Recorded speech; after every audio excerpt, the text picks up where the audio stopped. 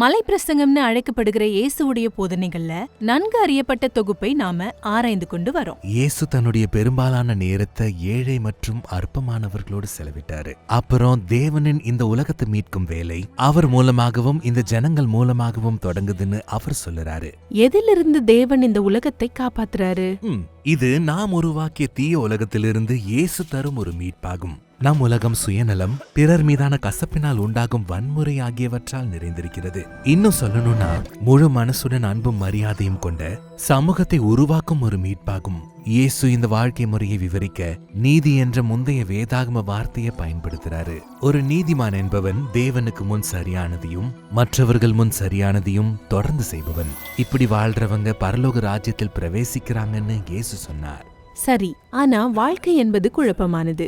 எந்த ஒரு சூழ்நிலையிலும் எல்லோரும் சரியாக செய்யறாங்கன்னு நாம எப்படி தெரிஞ்சுக்கிறது? ஆமா, அதுதான் கேள்வி. இயேசு ஒரு இஸ்ரவேலர் என்பதை ஞாபகம் வச்சுக்கோங்க. இஸ்ரவேல் ஜனங்க இந்த கேள்விக்கு எளிமையான மற்றும் ஆழமான ஒரு குறிப்பிட்ட பதிலை கொண்டு இருந்தாங்க. தேவனுக்கும் மக்களுக்கும் முன் சரியானதை செய்ய நீங்க தேவனின் ஞானத்தை கற்றுக்கொள்ள வேண்டும். தேவ ஞானத்தை நீங்க எப்படி பெற முடியும்? சரி, இஸ்ரவேலர்களை பொறுத்தவரை தோரா மற்றும் தீர்க்கதரிசிகள்னு அழைக்கப்படுற அவங்களுடைய வேத வசனங்களை தியானிக்கிறதன் மூலம் தேவனுடைய ஞானத்தை நீங்க பெறலாம். தோரா இது வேதாகமத்தோட முதல் 5 புத்தகங்கள். ஆமா, எபிரேய மொழியில தோரானா போதனைன்னு பொருள். ஆனா இது பெரும்பாலும் நமது வேதாகமத்துல சட்டம் அல்லது நியாய பிரமாணம்னு மொழிபெயர்க்கப்பட்டுள்ளது. ஆனா இந்த புத்தகங்கள் வெறும் சட்டங்கள் இல்ல. சரி, தோரா என்பது உலகத்தை ஆள்வதற்கு மனிதர்களுடன் ஒன்று சேரும் தேவனின் திட்டத்தை பற்றிய உண்மை சரித்திரமாகும். முட்டாள்தனம் மற்றும் சண்டை மூலம் அந்த ஒற்றுமையை மனிதர்கள் அழித்த போது தேவன் ஒரு மீட்பு திட்டத்தை தொடங்குகிறார். முதல்ல இஸ்ரவேலரை தேர்ந்தெடுத்து அவர்களை மீட்பதன் மூலமாகவும் அப்புறம் அவர்களை ஒரு உடன்படிக்கை உறவுக்கு அழைப்பதன் மூலமாக தொடங்கினாரு. சரி, சீனாய் மலையில் மோசேயின் சம்பவம். அங்கதான் அவங்க வாழ்வதற்கான அனைத்து கட்டளைகளையும் பெற்றாங்க. ஆமா, இப்போ தோராவுக்கு அப்புறம் அதை தொடர்ந்து தீர்க்கதரிசிகள் வராங்க. அந்த கட்டளைகளை மீறுவதால் இஸ்ரவேல் எவ்வாறு தேவனுடைய ஞானத்தின்படி வாழ தவறியது என்பதை அவங்க காட்டினாங்க. ஆனா அந்த தோல்வி எப்படி கதையோட முடிவில்லை என்பதை கவிதை வாயிலாக எழுதினாங்க. ஆனா தேவன் இந்த கூட்டு பங்காண்மையை அதனுடைய நிறைவேறுதலுக்கு கொண்டு வர இருந்தார். இயேசுவுக்கும் அவர் மக்களுக்கும் பொறுத்தவரை தோராவையும் தீர்க்கதரிசிகளையும் இரவும் பகலும் தியானிக்கும் எவருக்கும் தேவனின் ஞானம் வெளிப்படும். சரி, ஆனா அந்த எல்லா கட்டளைகளையும் இப்போ திரும்பி பார்க்கலாம். பழைய சட்டங்கள்ல தேவனின் ஞானத்தை நீங்க எப்படி கண்டுபிடிப்பீங்க? ஆமா, தோராவில் உள்ள சட்டங்கள் இயேசுவுக்குமே பழமையானவைகள் தான். பல நூற்றாண்டுகளுக்கு முன்பு இஸ்ரவேலர்கள் தங்கள் சொந்த நிலத்தில் சுதந்திரமாக வாழும்போது கொடுக்கப்பட்டது. ஆனால் இயேசுவின் காலத்தில் அவர்கள் ரோமானியர்களால் ஆக்கிரமிக்கப்பட்டிருந்தாங்க. அவங்களால முதலில் கூறப்பட்ட பல சட்டங்களை கூட பின்பற்ற முடியல. ஆமா, அது ஒரு பிரச்சனை. அதுக்கு மேல தோராவில் உள்ள 613 சட்டங்கள் ஒரு முழுமையான விதி புத்தகம் அல்ல. ஆகவே ஆசிரியர்கள் மற்றும் பரிசேயர்கள்னு அழைக்கப்படுற தோராவின் ஆசிரியர்கள் தோன்றினாங்க.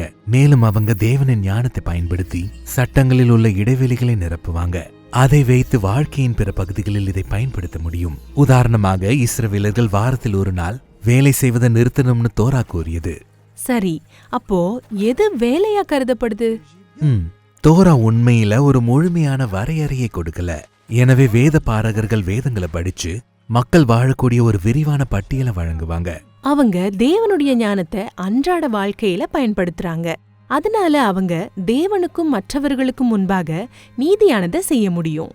சரி, இப்போ இஸ்ரவேலின் ஆசிரியர்கள் எப்பவும் ஒருவருக்கொருவர் உடன்படல.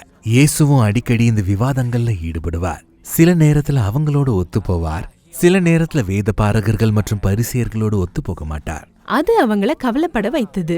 ஒருவேளை இயேசு தோராவையும் தீர்க்கதரிசிகளையும் பெருசா எடுத்துக்கலையோ?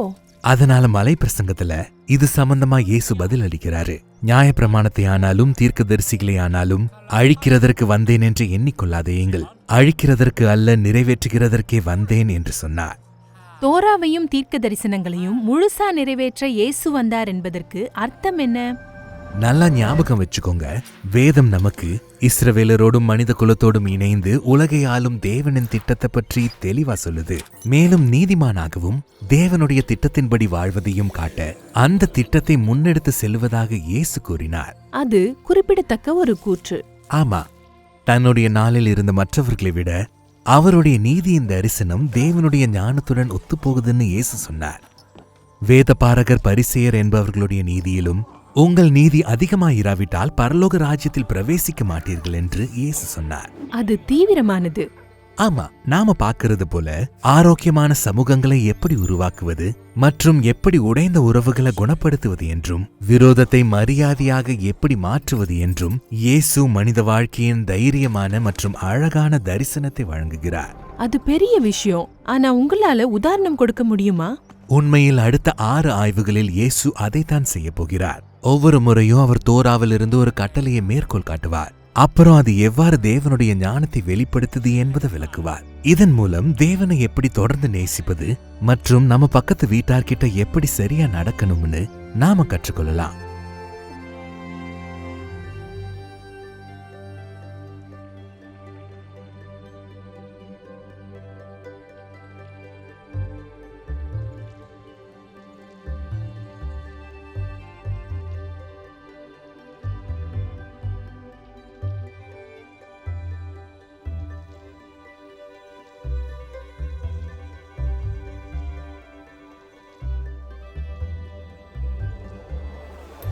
மலை பிரசங்கத்தின் இந்த பகுதியை இப்பதான் பார்த்தோம். இந்த முழு நடுப்பகுதிக்கு இது ஒரு அறிமுகம். இதுல தேவனுடைய ஞானத்தால வாழ கற்றுக்கொள்ளும் நீதியுள்ள சமூகத்தின் வாழ்க்கையை இயேசு விவரிக்கிறார். அடுத்ததா முதல் 3 நிகழ்வாய்வுகளை பார்க்கலாம். அதுல நம்முடைய மிகவும் சவாலான உறவுகள்ல உண்மையான நீதி எப்படி இருக்கும் என்பதை இயேசு காட்டுகிறார்.